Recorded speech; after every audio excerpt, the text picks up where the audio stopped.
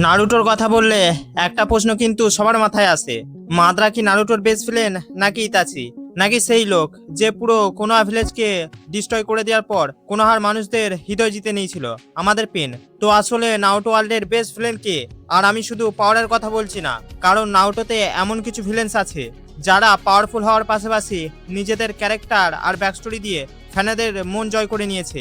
তাই আজকের ভিডিওতে আমরা কথা বলবো Naruto top 10 best villain. So time waste না করে চলো শুরু করি। নাম্বার 10-এ আছে জাবুজা আর হাকু। এরা ছিল নারুটো সিরিজের প্রথম দিকের মেন ভিলেনদের অন্যতম, আর এদের ফাইট হয়েছিল আমাদের টিম 7-এর সঙ্গে। জাবুজা ফাইট করেছিল কাকাশির সঙ্গে, আর হাকু ফাইট করেছিল নারুটো আর সাসকের সঙ্গে। আর এই ফাইটই আমরা প্রথমবার কাকাশির বিখ্যাত কপি নিনজা স্টাইলটা ভালোভাবে দেখতে পাই। কিন্তু ভাই, শেষে তো নারুটো তার বিখ্যাত টকনজুৎসু ইউজ করে জাবুজাকে এমন কাঁদিয়ে দিল যে ভিলেন থেকে হিলেন হয়ে গেল। তবে মজা বাদ দিলে জাবুজা আর হাকু রিলেশনশিপ আর তাদের শেষটা নারুটোর প্রথম দিকের সবথেকে ইমোশনাল মুহূর্তগুলোর একটা। বিশেষ করে হাকুর জন্য জাবুজার ফিলিংসটা শেষ পর্যন্ত বুঝতে পারা যায়, আর সেই কারণেই বেস্ট ভিলেনের লিস্টে তারা জায়গা পাওয়ার যোগ্য। নাম্বার 9 পজিশনে আছে কোনোহার শ্যাডো হোকাগে ডানজো।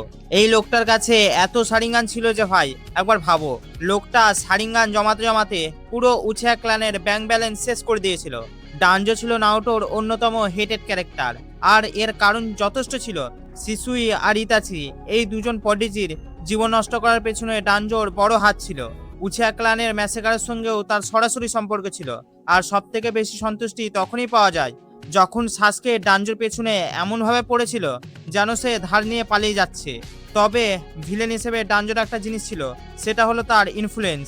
সে নিজে সবসময় ফ্রন্টলাইনে না থেকেও পুরো কোনোহার পলিটিক্স আর সিনোবি ওয়ার্ল্ডে বিশাল প্রভাব ফেলেছিল। এবার নাম্বার 8-এ আসে ব্ল্যাক জেটসু। এই লোকটার স্ক্রিন টাইম যত কম, তার ভিলেন হিসেবে ইম্প্যাক্ট তার থেকেও বেশি।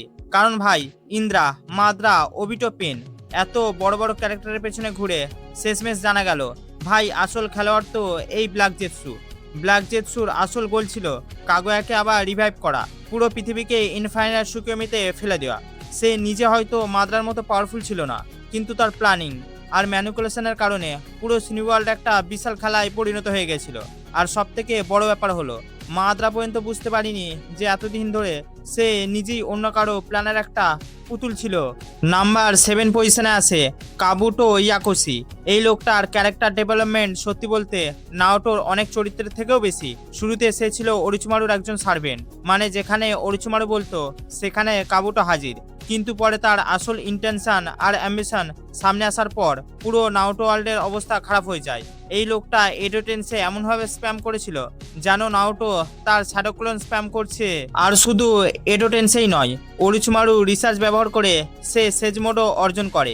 যদিও সেটা ইনকমপ্লিট ছিল, তবুও তার পাওয়ার ছিল ভয়ঙ্কর। আর তার সবথেকে বড় অ্যাচিভমেন্ট 4th নিনজার। কাবুটো না থাকলে হয়তো আমরা এত বড় একটা ওয়ারি দেখতে পেতাম না। আর এর জন্যই ভাই ইতাচির রি এন্ট্রিও আমরা পেয়ে গেছিলাম। ইতাচি ফ্যানরা কাবুটোকে হয়তো এই জন্য একটু ক্ষমা করতেই পারে। নাম্বার 6-এ আসে কাগুয়া উৎসুসুকি। এটা খুব অবভিয়াস, কারণ নারুটো সিরিজের সব থেকে পাওয়ারফুল ভিলেনদের একজন হচ্ছে কাগুয়া। এই মহিলাটাকে হারানোর মোটামুটি দুটো রাস্তা ছিল, হয় তোমাকে তার লেভেলের পাওয়ারফুল হতে হবে অথবা তাকে সিল করতে হবে।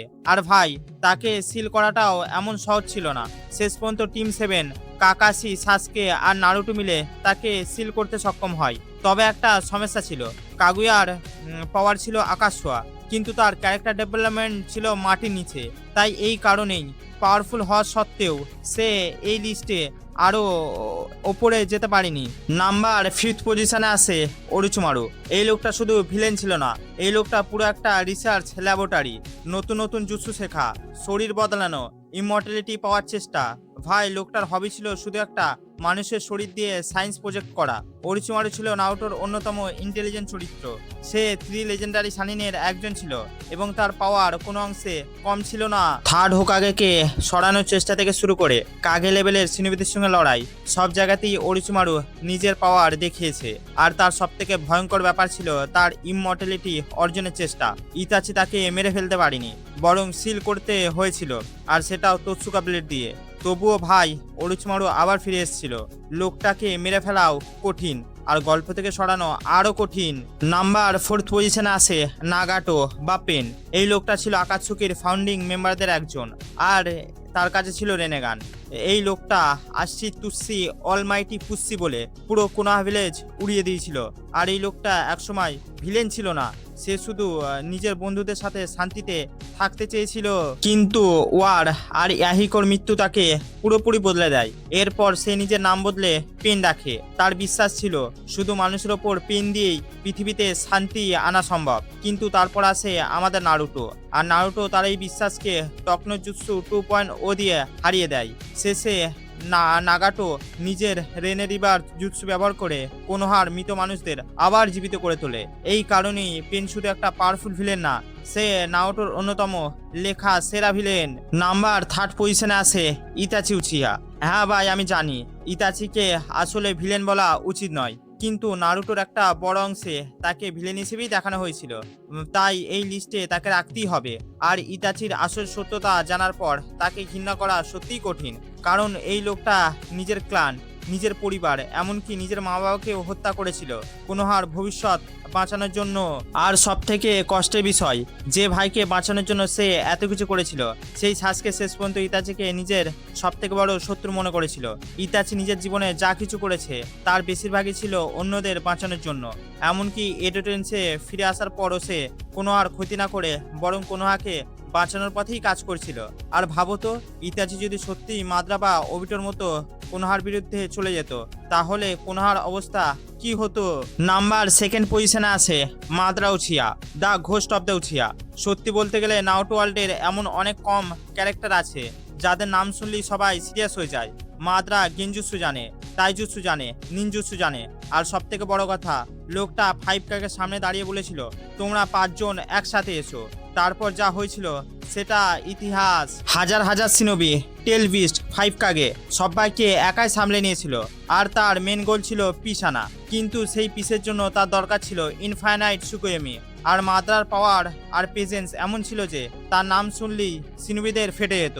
কিন্তু শেষ পর্যন্ত যে লোক সামনে থেকে মাদ্রার নিতে পারেনি, সে পেছন থেকে নিয়ে নেয় ব্ল্যাক জেৎসু। মাদ্রা এত দূর এসে শেষ পর্যন্ত বুঝতেই পারলো না যে আসল প্ল্যান কার ছিল। আর এবার নাম্বার 1-এ আসে ওবিটো উচিয়া। হ্যাঁ ভাই, আমার টপ 3 জনেই উচিয়া ক্ল্যান সত্যিই নারুটো ওয়ার্ল্ডের একটা আলাদা লিগ। ওবিটোকে চাইলে নারুটোর কবির সিং বলতে পারো, কারণ এই লোকটার পুরো জীবনটাই একটা মেয়েকে ঘিরে তৈরি। রিনের মৃত্যুর পর ওবিটোর পুরো পৃথিবীটাই ভেঙে যায়, আর এই সুযোগটাই মাদ্রা ব্যবহার করে।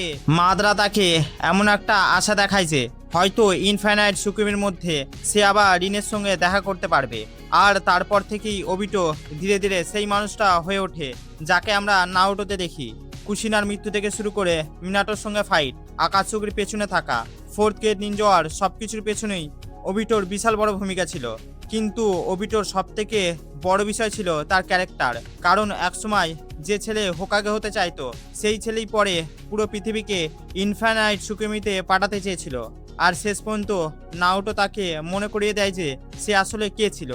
এই কারণেই আমার কাছে ওবিটো একজন পাওয়ারফুল ভিলেন না, সে নারুটোর সব থেকে ইম্প্যাক্টফুল ভিলেনের একজন।